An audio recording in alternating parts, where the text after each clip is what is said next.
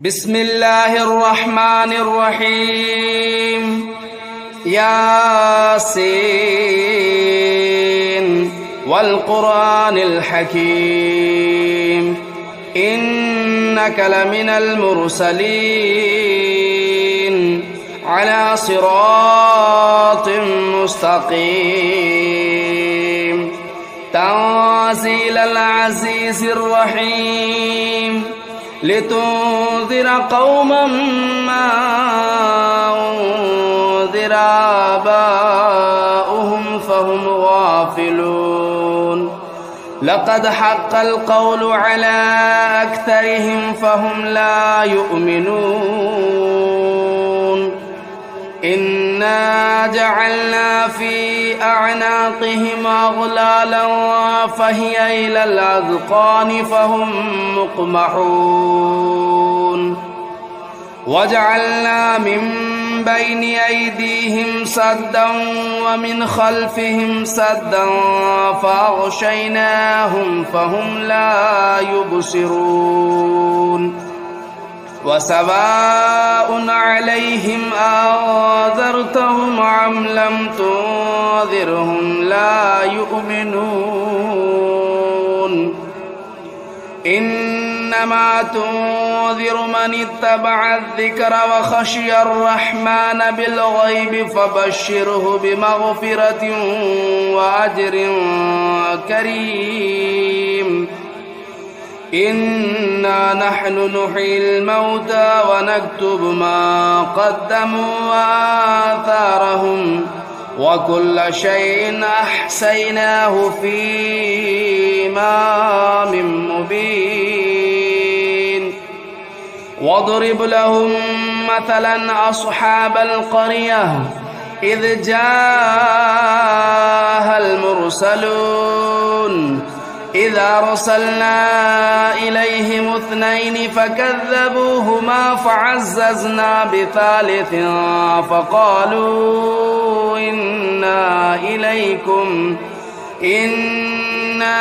إليكم مرسلون قالوا ما أنتم إلا بشر مثلنا وما أنزل الرحمن من شيء إن أنتم إلا تكذبون قالوا ربنا يعلم إنا إليكم لمرسلون وما علينا إلا البلاغ المبين قالوا إنا تطيرنا بكم لئن لم تنتهوا لنرجمنكم وليمسنكم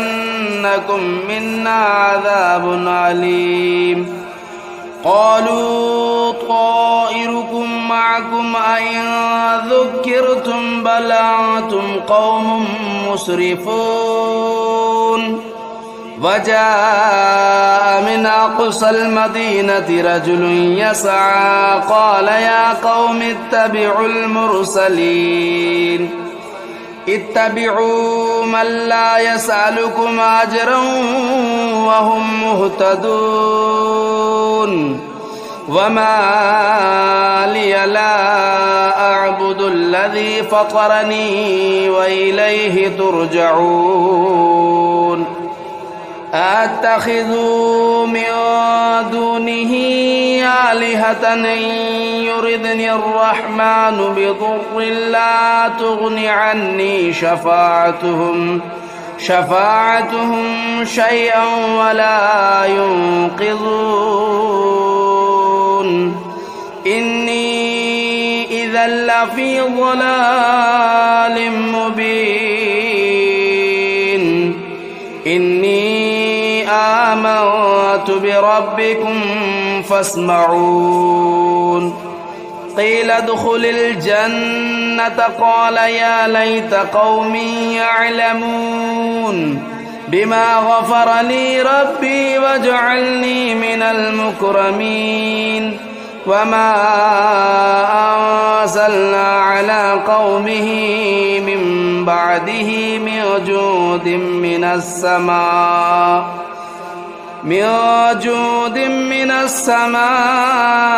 وما كنا منزلين إن كانت إلا صيحة واحدة فإذا هم خامدون يا حسرة على العباد ما يأتيهم من رسول إلا كانوا به يستهزئون ألم يروا كم أهلكنا قبلهم من القرون أنهم إليهم لا يرجعون وإن كل لما جميع لدينا محضرون وآية لهم الأرض الميتة أحييناها وأخرجنا منها حبا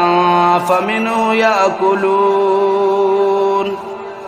وجعلنا فيها جنات من نخيل وأعناب وفجرنا فيها من العيون ليأكلوا من ثمره وما عملته أيديهم أفلا يشكرون سبحان الذي خلق الأزواج كلها مما تنبت الأرض ومن أنفسهم ومما لا يعلمون وآية لهم الليل نسلخ منه النهار فإذا هم مظلمون والشمس تجري لمستقر لها ذلك تقدير العزيز العليم والقمر قدرناه منازل حتى عاد كالعرجون القديم لا الشمس ينبغي لها أن تدرك القمر ولا الليل سابق النهار وكل في فلك يسبحون وآية لهم أنا حملنا ذريتهم في الفلك المشحون وخلقنا لهم من مثله ما يركبون وإن نشأ نغرقهم فلا صريخ لهم ولا هم ينقذون إلا رحمة منا ومتاعا إلى حين وإذا قيل لهم اتقوا ما بين أيديكم وما خلفكم لعلكم ترحمون وما تأتيهم من آية من آيات ربهم إلا كانوا عنها معرضين وإذا قيل لهم أنفقوا مما رزقكم الله قال الذين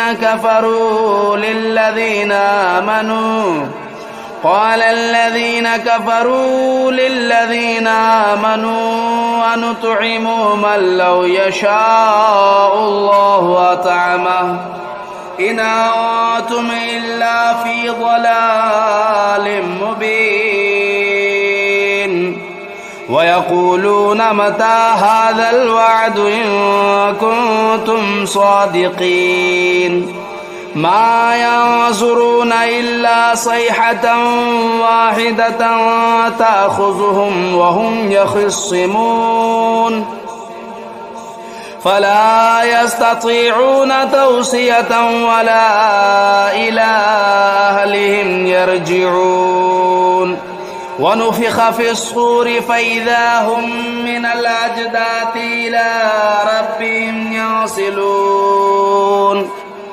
قالوا يا ويلنا من بعثنا من مرقدنا هذا ما وعد الرحمن وصدق المرسلون إن كانت إلا صيحة واحدة فإذا هم جميع لدينا محضرون فاليوم لا تظلم نفس شيئا ولا تجزون إلا ما كنتم تعملون إن أصحاب الجنة اليوم في شغل فاكهون هم وأزواجهم في ظلال على الأرائك متكئون لهم فيها فاكهة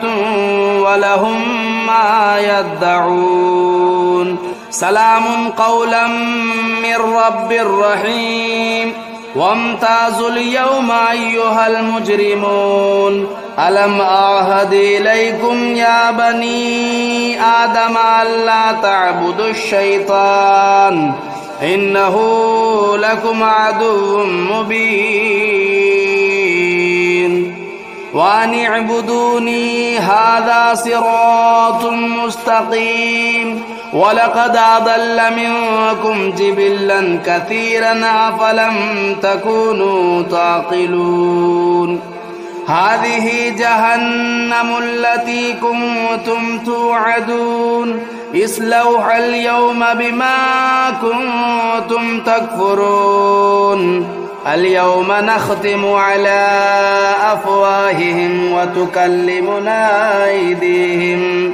وتكلمنا أيديهم وتشهد أرجلهم بما كانوا يكسبون ولو نشاء لطمسنا على أعينهم فاستبقوا الصراط فأنى يبصرون ولو نشاء لمسخناهم على مكانتهم فما استطاعوا مضيا ولا يرجعون ومن نعمره ننكسه في الخلق أفلا يعقلون وما علمناه الشعر وما ينبغي له إن هو إلا ذكر وقرآن مبين لينذر من كان حيا ويحق القول على الكافرين أولم يروا أنا خلقنا لهم مما عملت أيدينا أنعاما فهم لا مالكون وذللناها لهم فمنها ركوبهم ومنها يأكلون ولهم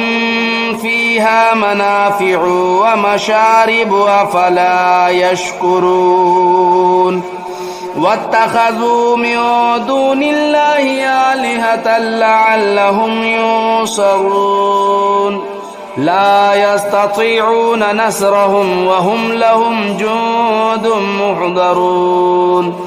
فلا يحزنك قولهم إنا نعلم ما يسرون وما يعلنون أولم ير الإنسان أنا خلقناه من نطفة فإذا هو خصيم مبين وضرب لنا مثلا ونسي خلقه قال من يحيي العظام وهي رميم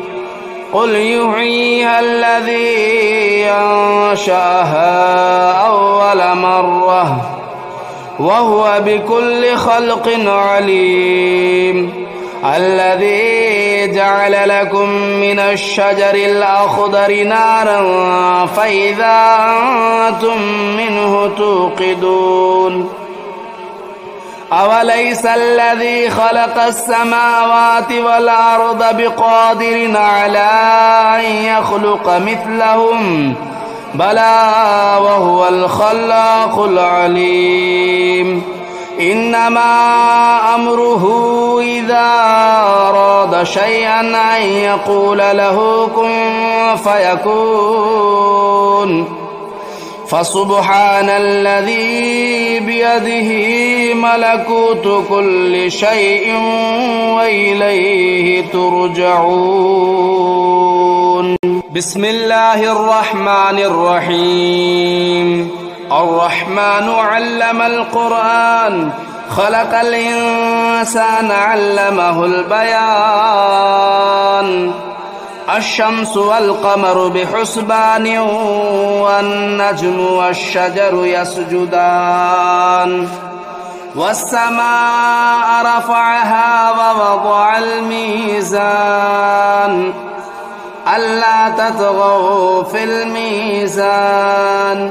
وأقيموا الوزن بالقسط ولا تخسروا الميزان والأرض وضعها للأنام فيها فاكهة والنخل ذات الأكمام والحب ذو العصف والريحان فبأي آلاء ربكما تكذبان خلق الإنسان من صلصال كالفخار وخلق الجان من مارج من نار فبأي آلاء ربكما تكذبان رب المشرقين ورب المغربين فبأي آلاء ربكما تكذبان مرج البحرين يلتقيان بينهما برزخ لا يبغيان فبأي آلاء ربكما تكذبان يخرج منهما اللؤلؤ والمرجان فبأي آلاء ربكما تكذبان وله الجوار المنشآت في البحر كالأعلام فبأي آلاء ربكما تكذبان كل من عليها فان ويبقى وجه ربك ذو الجلال والإكرام فبأي آلاء ربكما تكذبان يسأله من في السماوات والأرض كل يوم هو في شأن فبأي آلاء ربكما تكذبان سنفرغ لكم أيها الثقلان فبأي آلاء ربكما تكذبان يا معشر الجن والإنس إن استطعتم أن تنفذوا من أقطار السماوات والأرض فانفذوا لا تنفذون إلا بسلطان فبأي آلاء ربكما تكذبان يرسل عليكما شواظ من نار ونحاس فلا تنتصران فبأي آلاء ربكما تكذبان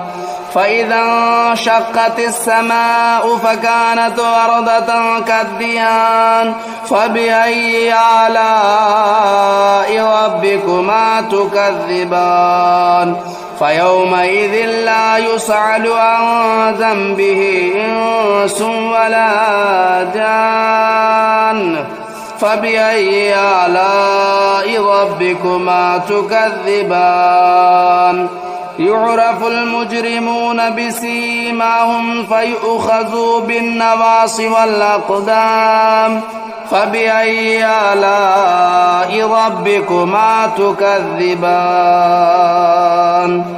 هذه جهنم التي يكذب بها المجرمون يطوفون بينها وبين حميم آن فبأي آلاء ربكما تكذبان ولمن خاف مقام ربه جنتان فبأي آلاء ربكما تكذبان ذواتا أفنان فبأي آلاء ربكما تكذبان فيهما عينان تجريان فبأي آلاء ربكما تكذبان فيهما من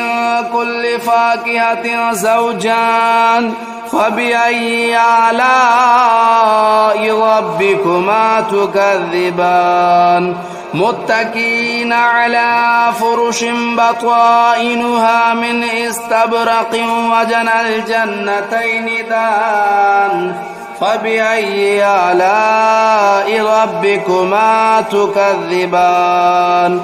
فيهن قاصرات الطرف لم يطمثهن إنس قبلهم ولا جان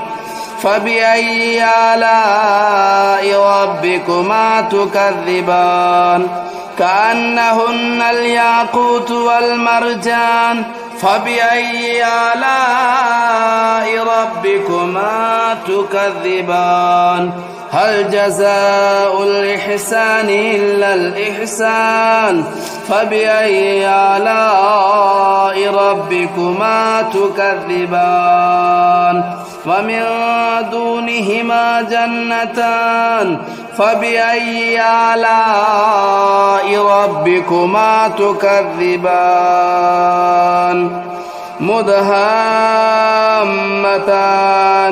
فبأي آلاء ربكما تكذبان فيهما عينان نضاختان فبأي آلاء ربكما تكذبان فيهما فاكهة والنخل والرمان فبأي آلاء ربكما تكذبان فيهن خيرات حسان فبأي آلاء ربكما تكذبان حور مقصورات في الخيام فبأي آلاء ربكما تكذبان لم يطمثهن إنس قبلهم ولا جان فبأي آلاء ربكما تكذبان متكئين على رفرف خضر وبخري حسان فبأي آلاء ربكما تكذبان تبارك اسم ربك ذو الجلال والإكرام بسم الله الرحمن الرحيم تبارك الذي بيده الملك وهو على كل شيء قدير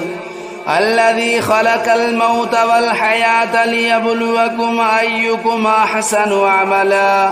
وهو العزيز الغفور الذي خلق 7 سماوات طباقا ما ترى في خلق الرحمن من تفاوت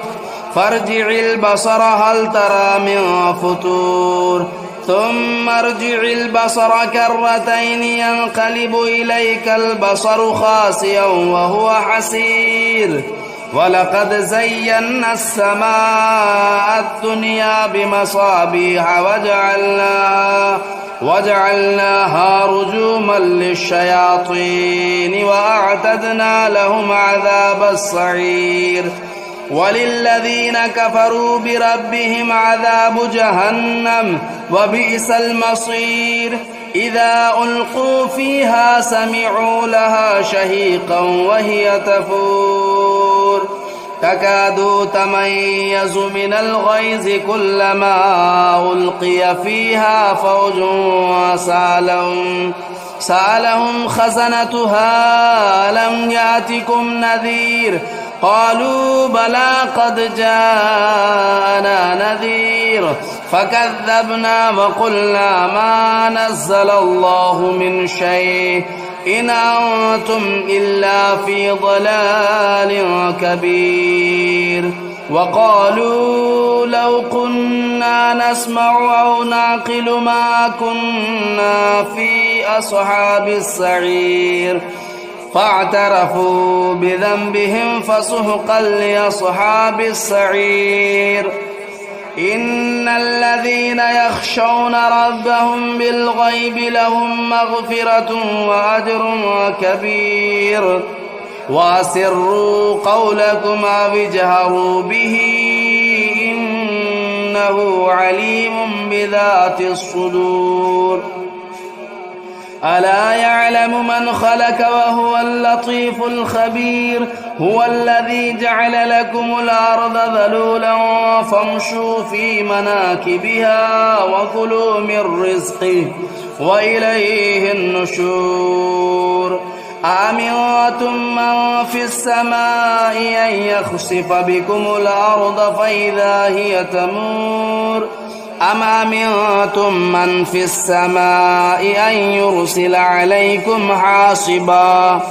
فستعلمون كيف نذير ولقد كذب الذين من قبلهم فكيف كان نكير أولم يروا إلى الطير فوقهم صافات ويقبضن ما يمسكهن إلا الرحمن إنه بكل شيء بصير أمن هذا الذي هو جند لكم ينصركم من دون الرحمن إن الكافرون إلا في غرور أمن هذا الذي يرزقكم إن أمسك رزقه بل لجوا في عتو ونفور أفمن يمشي مكبا على وجهه أهدى أمن يمشي سويا على صراط مستقيم قل هو الذي أنشأكم وجعل لكم السمع والأبصار والأفئدة قليلا ما تشكرون قل هو الذي ذرأكم في الأرض وإليه تهشرون ويقولون متى هذا الوعد إن كنتم صادقين قل إنما العلم عند الله وإنما أنا نذير مبين فلما رأوه زلفة سيئت وجوه الذين كفروا وقيل هذا الذي كنتم به تدعون قل أرأيتم إن أهلكني الله ومن معي أو رحمنا فمن يجير الكافرين من عذاب أليم قل هو الرحمن آمنا به وعليه توكلنا فستعلمون من هو في ضلال مبين قل أرأيتم إن أصبح ماؤكم غورا فمن يأتيكم بماء معين